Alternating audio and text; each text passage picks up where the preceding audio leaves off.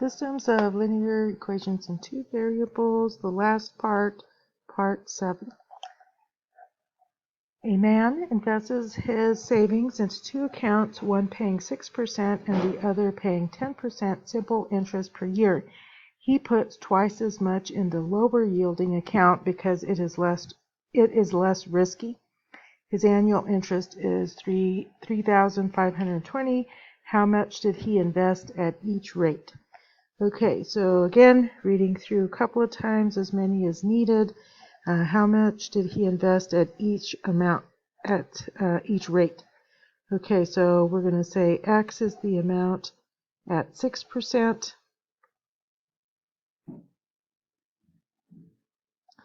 And we're going to say Y is the amount at 10%. Okay, so interest. Okay, so what do we know about interest? Interest is equal to principal times rate times time. And so what we know here is the interest is $3,520. That interest came from the 6% and the 10% investment. Okay, so interest 1 is plus interest 2 is $3,520. Interest being principal times rate times time. Principal would be X. Interest rate would be 6%. And then time, it says annual interest. Annual means once a year, so time would be 1 year.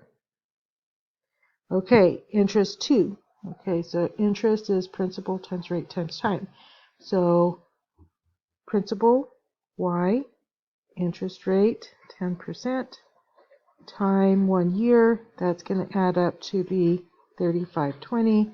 If we clean this up a little bit, we have 0.06x plus 0.10y is equal to 3520.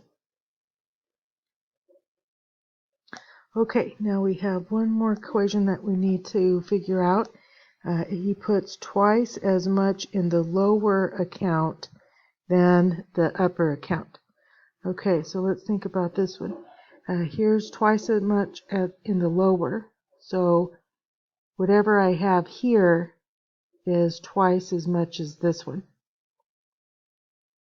Okay, so we're going to say X is equal to, this should be times.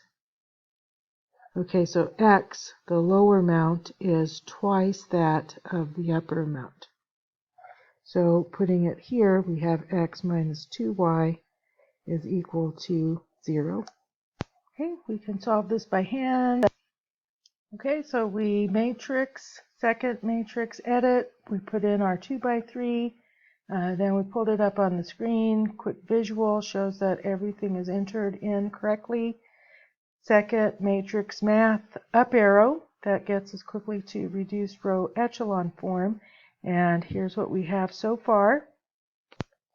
Okay, so here's our X row, here's our Y row, and here's the other side of the equal sign.